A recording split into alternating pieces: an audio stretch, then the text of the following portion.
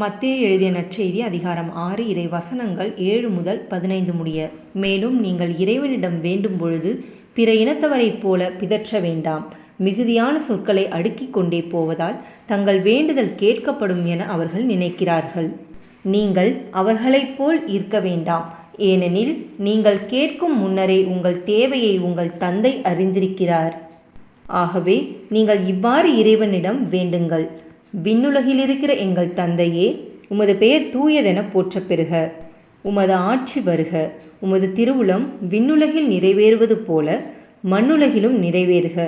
இன்று தேவையான உணவை எங்களுக்கு தாரும். எங்களுக்கு எதிராக குற்றம் செய்தோரை நாங்கள் மன்னித்துள்ளது போல எங்கள் குற்றங்களை மன்னியும். எங்களை சோதனைக்கு உட்படுத்தாதேயும்.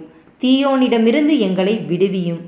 ஆட்சியும் வல்லமையும் மாட்சியும் என்றென்றும் உமக்கே.